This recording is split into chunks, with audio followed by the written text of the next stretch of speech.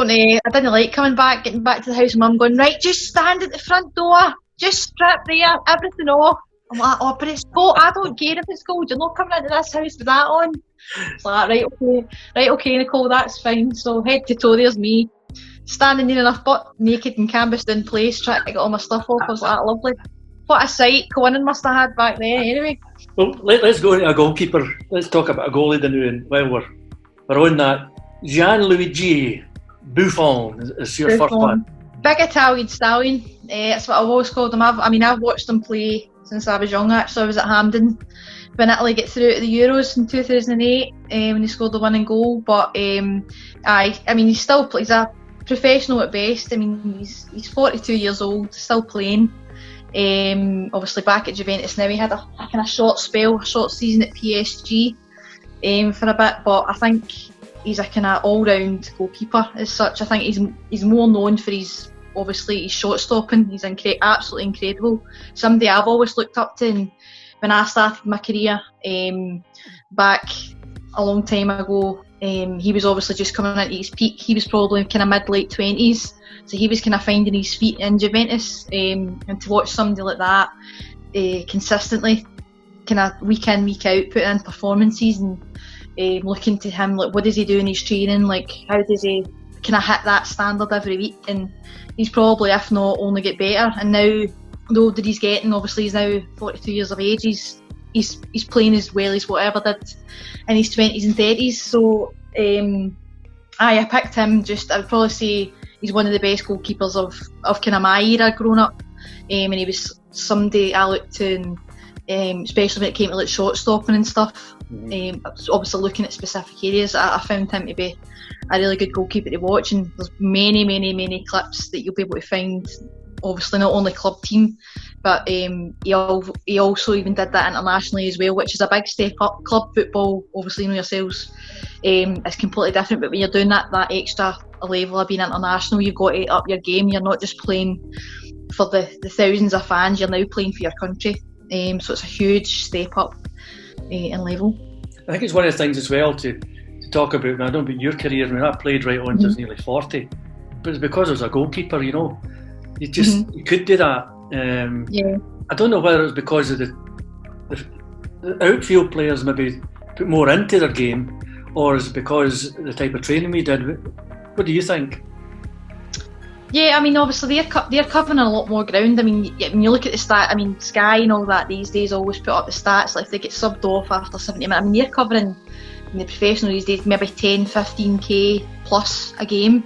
I mean, that does, eventually down the line, it'll put a lot of strain and stuff in your joints and your muscles, your tendon. I mean, they're going to get overworked.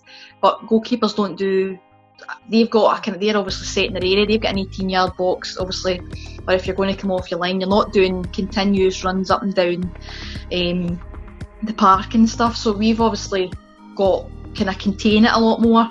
So we're kind of, obviously, you know yourself, short, sharp movements. It's almost like we're doing it in small bursts. So we're almost like interval training kind of stuff. Yeah.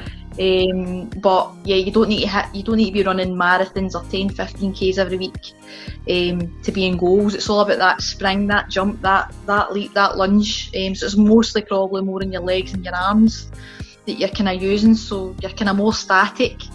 But obviously now the modern game, it's a totally different game. Maybe back then you could take that away a wee bit more, but the more the game's evolving, the more the goalkeepers becoming more prevalent, and having to obviously work the ball and playing as that kind of almost like sweeper keeper, playing out from the backs more, seems to be the more way going forward. I feel like teams nowadays, obviously with the new rule, the defenders being allowed in the box has probably opened it up even more to be playing from the back rather than going long, and managers want to see them build it up, because most goals these days are coming from start the goalkeeper and work their way through. So most goalkeepers do reach their prime, probably mid-30s, and you can see that the likes of like Alan McGregor, 38, still playing, Neuer, 34, still playing, obviously Buffon is, as what I said, 42, still playing. So goalkeepers tend to play, if they keep themselves fit and do the right things, right up to as much as they want to go.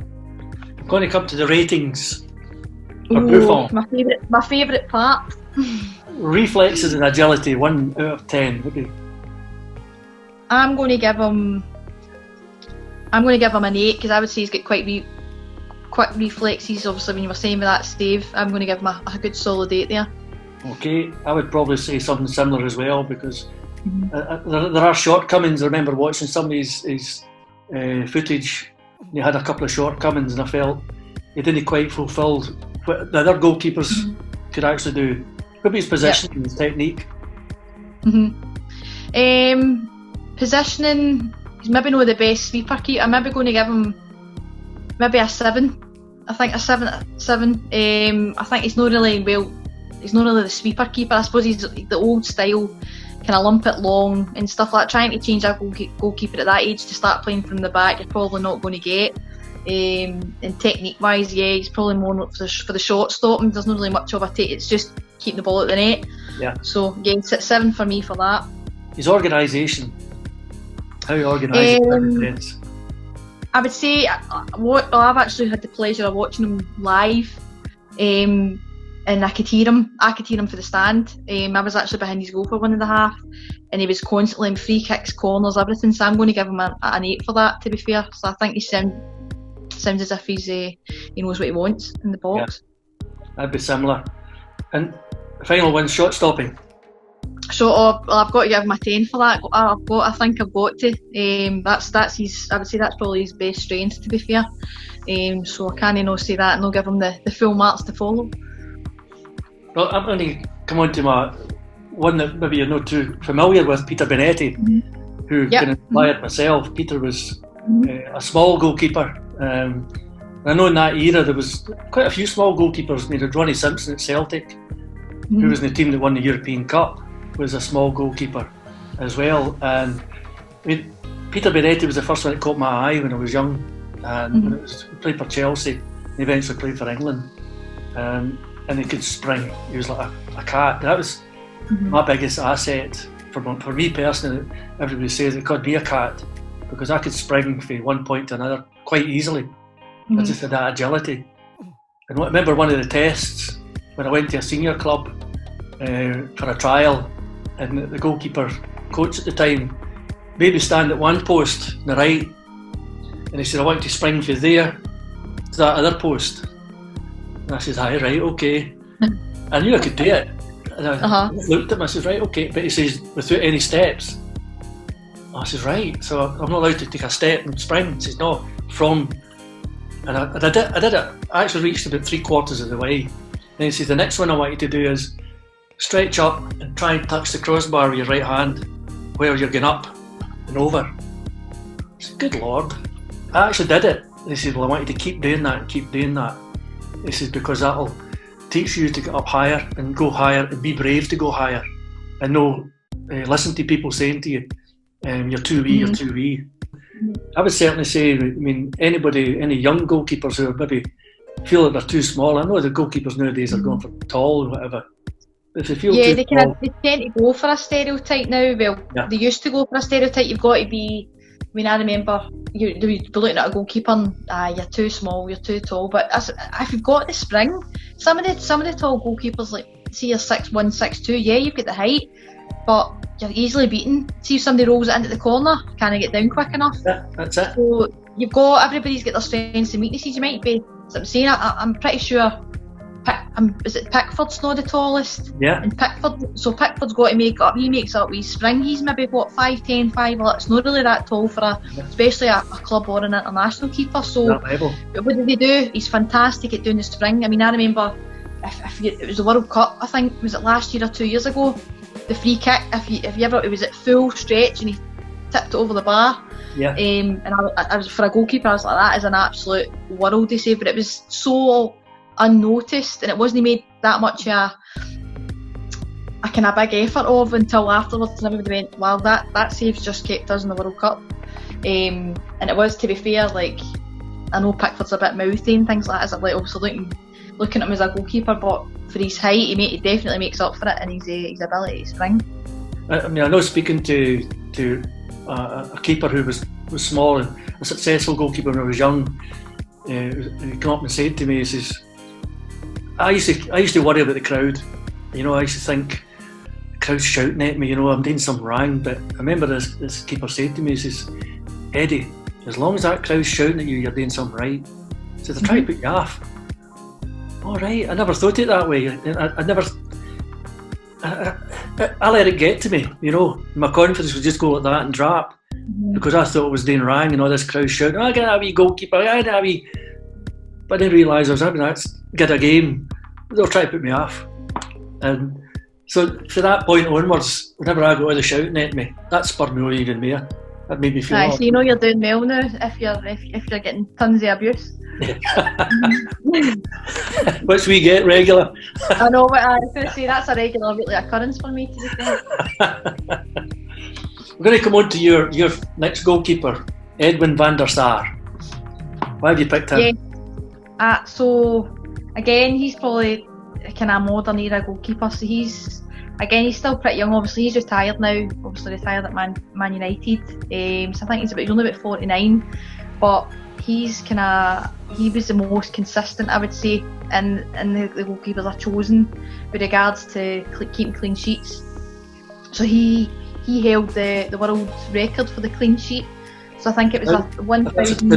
Yeah, you're right. Yeah. Aye. So it was 1,311 minutes he kept it for, which was unbelievable. I mean, for a goal, you're 90 minutes a game.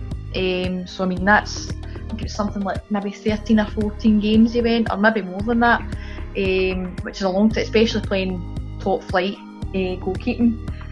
But obviously he came with a lot of height. I always remember him very tall, always kind of very skinny. Very kind of scrawny, but he started his career, I always remember him, especially when I was younger, had the wee top, at Ajax, so he kind of started there before he gets signed in his latter years for Man United.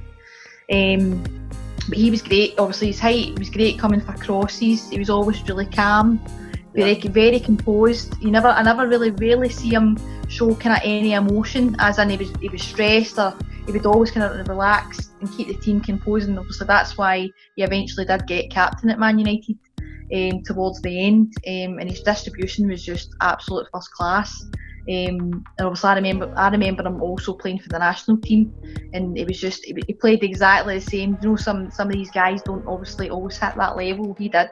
He, if not, went through the roof, and I think that's him back now. He's got a full-time coaching role at Ajax with what he gave to the club.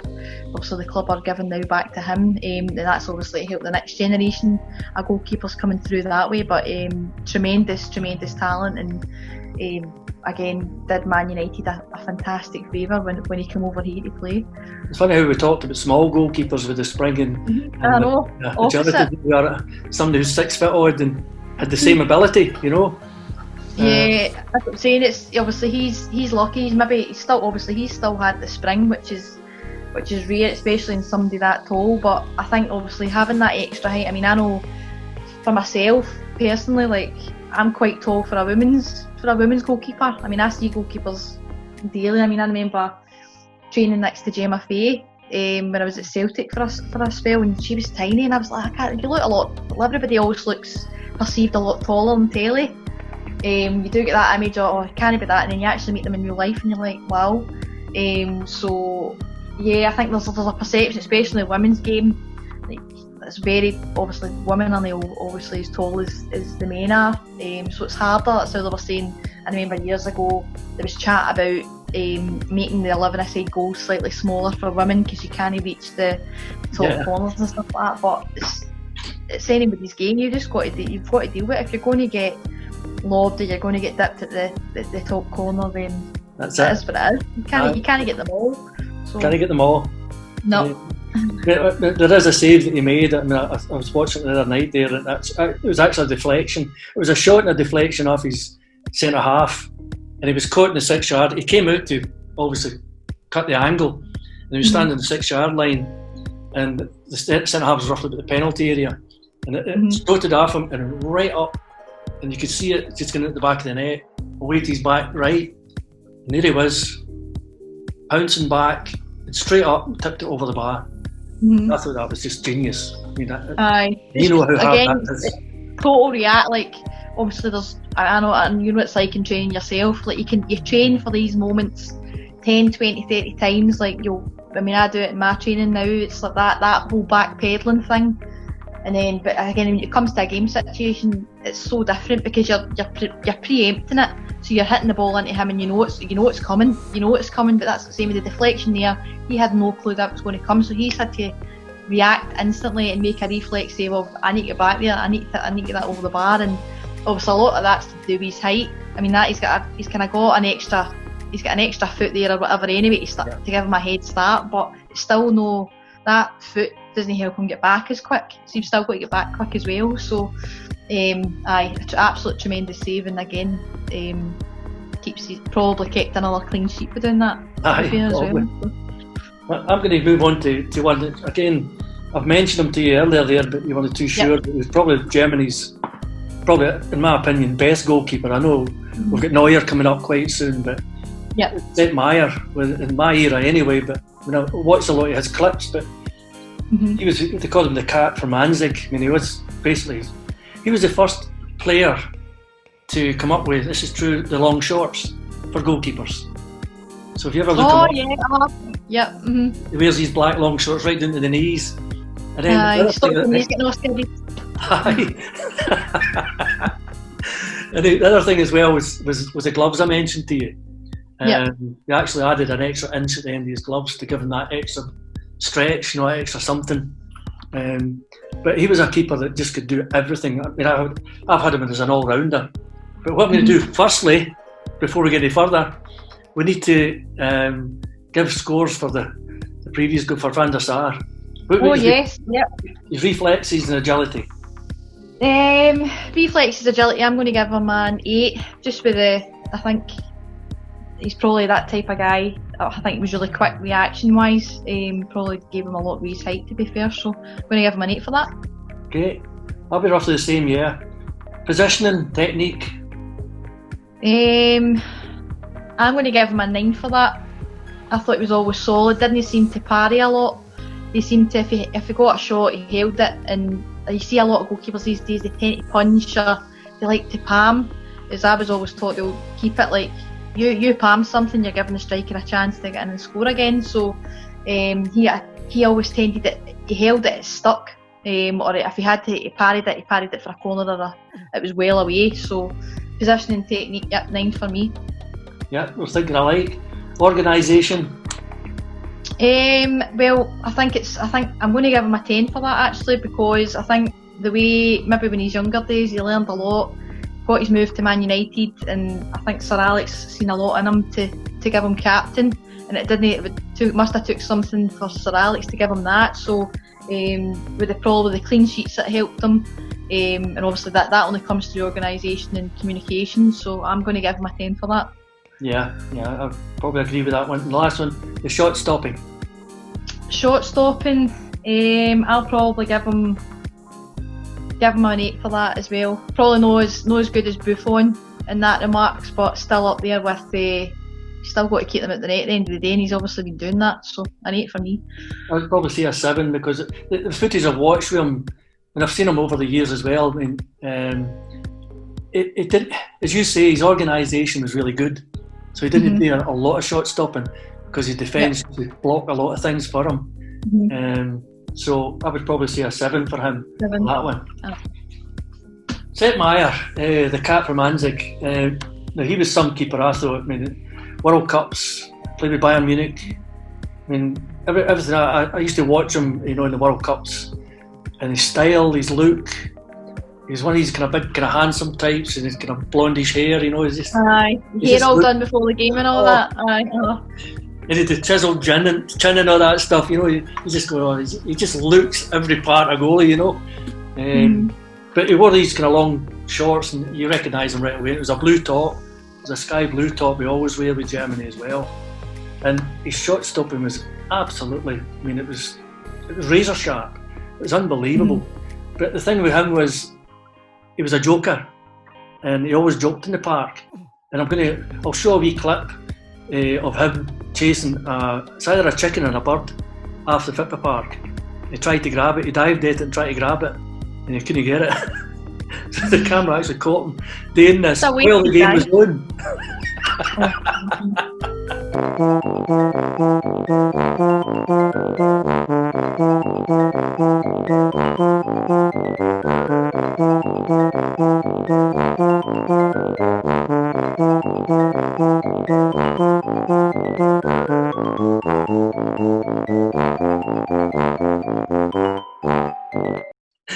He's just one of these guys, just like reputation for us goalkeepers.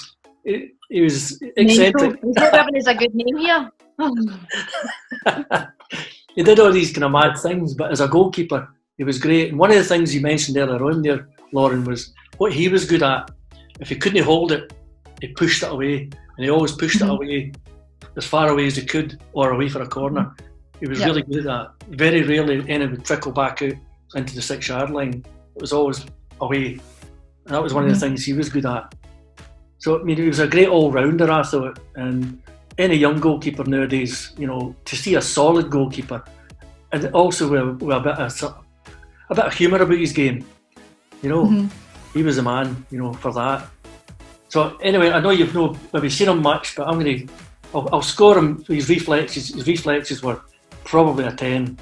He was just so sharp, quick. Aye.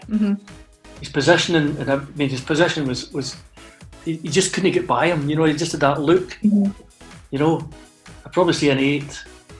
His organisation, I'd probably say 10, because he made that German defence and the Bayern defence at the time. I mean, he had people like Beckenbauer and folk like that playing him. I mean, what a team it was. So I'd probably say a 9 there. And his shot stopping was up there as well. I would say he's a Buffon. Did the same thing. I'd say he's a 10. There you are. The German cat. The cat. The German cat. German cat. Another German. This is yours. Manuel Neuer. Manuel Neuer. Probably the more modern of the two goalies that I spoke about. So again, he's still quite young. He's only 34. He's still playing. He's at Bayern Munich. So I think he originally started at Schalke. But he's probably more known as the sweeper keeper. So he's slightly different to the other two goalies I took. So I thought he was kind of showing the kind of more modern era. So he probably starts the high line. Very good with the ball at his feet, which is probably slightly different to Van der Sar and Buffon's played.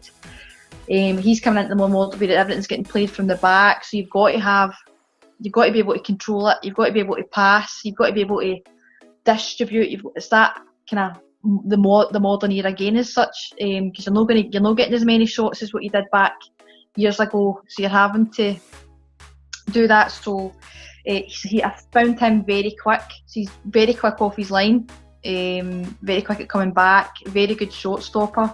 I would say he's probably the more all-rounder goalkeeper of the modern, and I would probably say he's coming with one of Germany's best.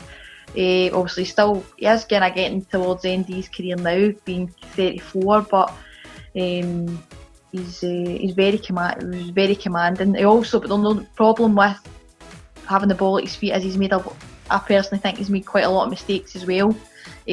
As that game does, you've seen the Barcelonas, that kind of constant playing from the back, the other team press really high, you lose the ball 9 times out of 10, it's 1-1, it's a goal. But that's the risk you take, playing the ball out, playing that kind of a style of football. But it does work more times than it does, but you're always going to make mistakes. So something like we've no touched on is vision and anticipation for goalkeepers. Being able to visualise, what's going to come up next. Being able to anticipate that, that ball's going to go for there. Even when the goalkeepers go to the other end, you're actually looking to see where the moves are. It's almost like a wee bit of chess for a goalkeeper. Do you do that? Yeah, you're always having to think 2 steps in front. Like if he's playing it like or she's playing it, even when I'm playing, like I'm thinking, right, if she's making that run down the wing, see if they play that cross ball through, it's literally between me and her to get there. So do I stay a wee bit higher, or do I come back and trust my defence that they'll make it? So it's so many ifs, buts, maybes. If that happens, if this happens, yourself, you could say, that could be a great ball through. It takes a deflection, and you've got another 1-on-1 for the other side. It happens, and you're like you never seen it coming. But that's the ones that you react to, and you could make or break a good save. But goalkeeping's just it's all in decision making and all in decisions with the other 10 people in front of you. Because if they stop the ball, they stop across. I could sit. Many games you've probably had it yourself. You've stood there and done nothing. You've maybe played a couple of passes out for the back and your team's done its job, and then you'll have games where I mean, I remember you'll have seen it before, especially last year. I'm dripping, sweating at half time, going, oh my God, I've never been like the Hearts game, the Hamilton game. You just don't stand still because you're constantly running about, sliding out, coming out for balls and stuff like that. You just don't get a minute. But so I'm saying it's just the joys of playing every game as it comes. But which I think Neuer does, to be fair. So. Yeah, Neuer's, I like watching him. I like a goal that takes a risk like that, you know, and being able to come out, as you say, play high and dribble the ball out. But the very, very first goalkeeper to ever do that, I remember, was El Huita, the Mexican. Oh, yes, The Scorpion Man. Scorpion Man, aye. He loves to say with feet rather than with his hands. Aye. He actually dribbled his way out. He'd dribble out. He would take the ball and dribble his way out through into the other half. The only time I've ever done that is when I played FIFA on the PlayStation and I was still sweating doing it. you ever, I mean, he was famous as well for getting up and taking penalties and free kicks. Did you ever try that? I mean, I would probably need to double check with Andy, but I mean, he's seen me a few times in training. I've always flung one of the other strikers or the goalies in, and to be fair, my penalties have been pretty much on form, and Andy was like, well, I don't think he would have me getting up 50, 60 yards trying to take a penalty to run back. I think that'd be being bust for the rest of the games. So I think I'll just stay in my 18-yard box and watch them score one. I think I'll just stay in my own goal. I'll save them, but I won't take them. But you're right, it is a kind of mainstay nowadays of the goalkeepers to come for the back and work for the back, you know. And you hear the kind of older school, probably in my years and whatnot, saying, they're not fit, but all they seem to do is just play it from left back, right back, to sweeper, to centre half, to midfield. And it goes round about in that one wee area for a while. Then all of a sudden there's a burst. You know, that seems to be the way of things nowadays. I was a kind of older style goalkeeper, but for years I was always kind of long ball or whatever, the odd short pass. But obviously the past couple of seasons, going to different clubs and learning this is the way and this is the way we're going to play. It's learning a new style. And do you think you learned anything from Neuer?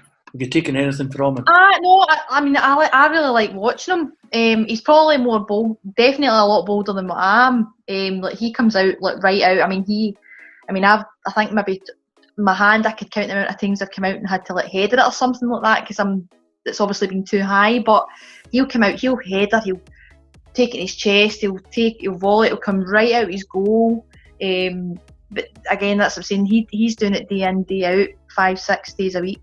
And playing all the time, so he's getting the exposure to it, to learn to get accustomed to that way of playing. And it's like anything, like I always believe practice makes permanent, so he's practicing that every day. But unfortunately the women's game, we don't get a chance, we can't do it every single day, and we're not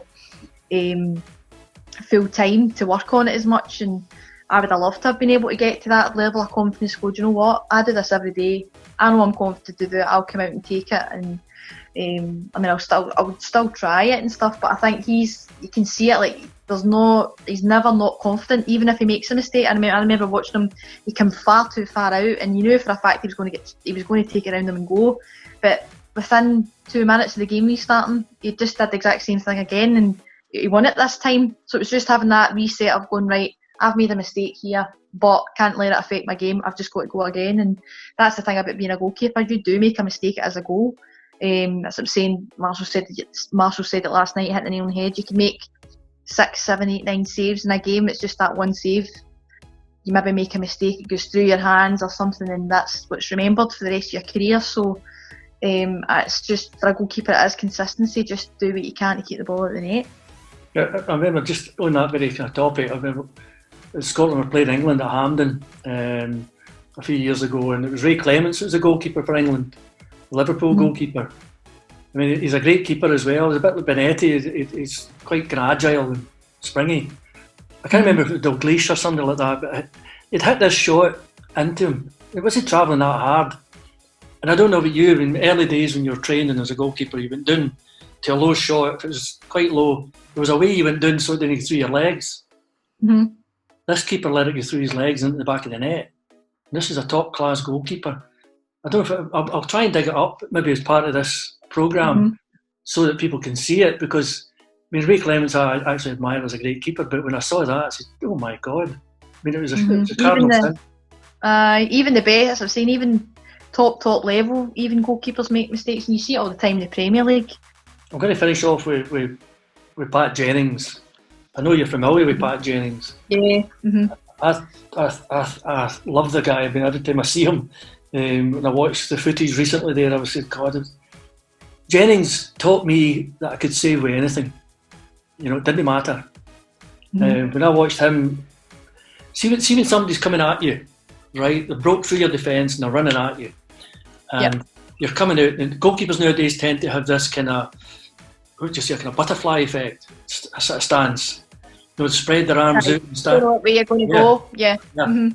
I actually, personally, I don't like that. I wouldn't coach anybody to do that. But Jennings went out he went out and tackled as a left back or a right back. He actually made himself a player.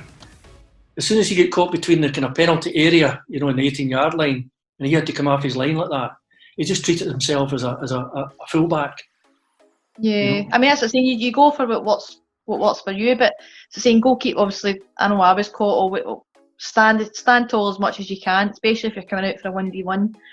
Stand tall as much as you can. Don't go to Greek. You know what it's like. They'll just think over you and watch the way they're going, because they tend, if somebody's coming towards you, they're either going to have to hit it early, or they'll start going left, or they'll start going right, because they know they're not going to get through. And that's when you start to make your movements. That's when you go, am I going to go with my hands?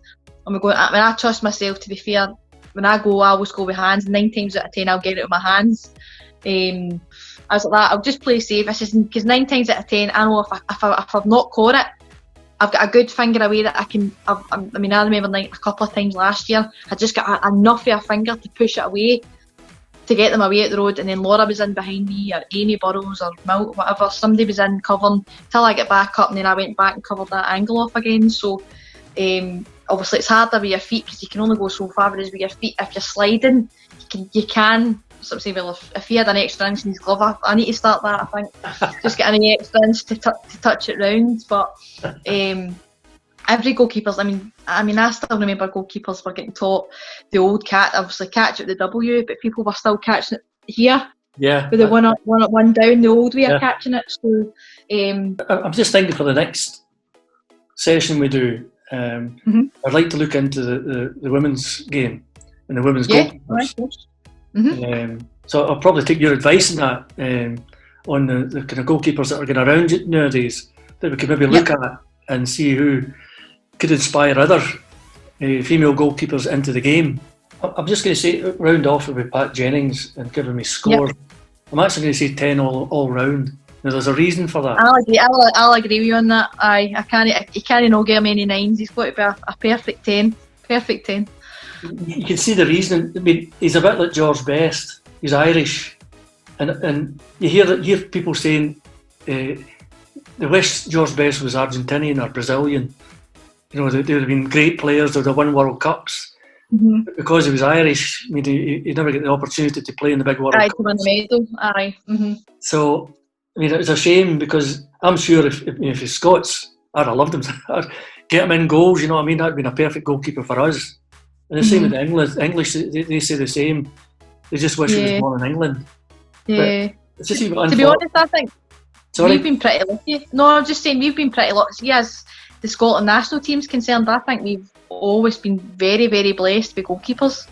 Well, we're going to round up and finish off. I'm actually going to finish with showing a wee clip of the scorpion kick. Oh, God. It's a good way to finish anyway. Just look to Landy, I'll do that on Sunday. And hope the next session we have with Between the Sticks, what we could do is we start looking at the women's game and the women goalkeepers, and we can look at maybe say 4 or 5 that maybe you could recommend, and we start to look at their styles as well. Yep, I'll have a look at that. Smashing. Great stuff, Lauren, and thanks for being on the show. Thanks very much, Eddie. See you soon. See you next time. See you soon.